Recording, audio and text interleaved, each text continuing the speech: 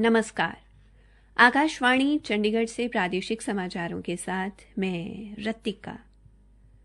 आकाशवाणी के समाचार सेवा प्रभाग द्वारा कोरोना उचित व्यवहार जन आंदोलन के तहत कोविड-19 के प्रति लोगों को जागरूक करने के लिए शुरू की गई श्रृंखला आओ कोविड को हराएं में आज का संदेश है, बार-बार हाथ धोना व मास्क पहनना है जरूरी और नहीं भूलनी है 2 गज की दूरी। प्रधानमंत्री नरेंद्र मोदी ने कोविड-19 को हराने के लिए एक नया मंत्र दवाई भी कड़ाई भी दिया है। उन्होंने कहा कि भारत में कोविड-19 टीकाकरण की सभी आवश्यक तैयारियां चल रही हैं और कोविड मरीजों को बचाने का भारत का रिकॉर्ड दूसरे देशों से बेहतर है।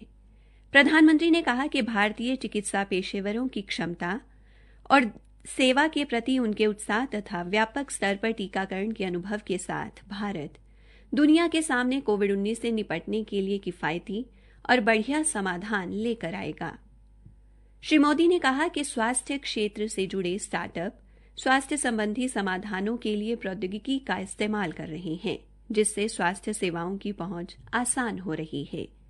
श्री मोदी ने कहा कि उनकी सरकार ने स्वास्थ्य क्षेत्र में एहतियाती उपायों के साथ ही आधुनिक उपचार सुविधाओं पर ध्यान केंद्रित किया है। उन्होंने कहा कि आयुष्मान भारत योजना के कारण गरीबों के 30,000 करोड़ रुपए से अधिक धन की बचत हुई है। इस योजना ने लोगों को पैसे की कमी के कारण बेहतर इलाज न करा पाने की समस्या से निजात दिलाई है। देश भर में कोविड-19 के टीकाकरण का पूर्वाभ्यास कल से शुरू होगा। केंद्र सरकार ने सभी राज्यों और केंद्र शासित प्रदेशों को टीकाकरण के लिए आवश्यक तैयारियां सुनिश्चित करने को कहा है।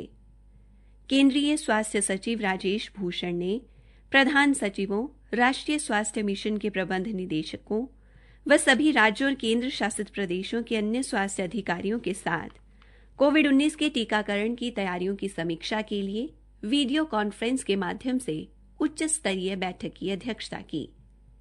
सभी राज्यों की राजधानियों में कम से कम 3 स्थानों पर इस टीकाकरण का पूर्वाभ्यास किया जाएगा।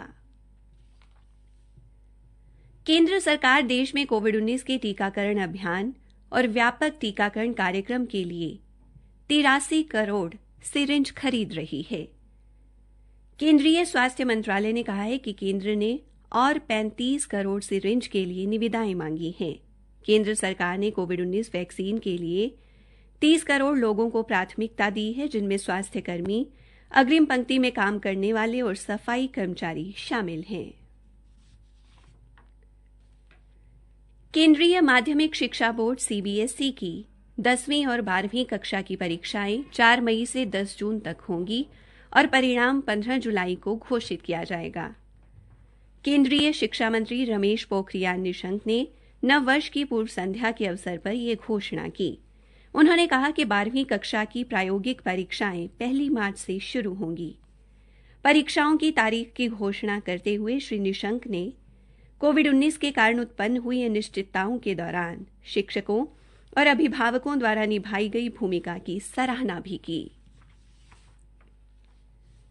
केंद्रीय सड़क परिवहन और राजमार्ग मंत्रालय ने राष्ट्रीय राजमार्ग पर फास्टैग के माध्यम से 100% वसूली करने के लिए अंतिम तिथि 15 फरवरी तक बढ़ा दी है। इससे पहले राष्ट्रीय राजमार्ग प्राधिकरण ने टोल फीस नकद लेने की व्यवस्था आज से पूरी तरह समाप्त करने की घोषणा की थी। इस समय 75 से 80% टोल फीस फास्टैग के माध्यम से वसूली जा रही है। हरियाणा के गृह मंत्री अनिल विज ने प्रदेशवासियों को नववर्ष की मुबारकबाद दी है। उन्होंने कहा कि ये वर्ष सभी के लिए खुशियों भरा हो। उन्होंने कहा कि कोरोना महामारी से बचने के लिए जब तक वैक्सीन नहीं आती, तब तक हमें निरंतर आवश्यक हिदायतों की पालना करनी है।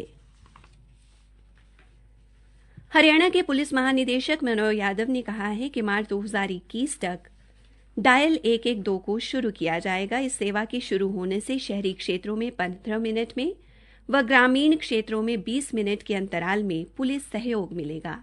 इसी के साथ प्रादेशिक समाचार समाप्त हुए।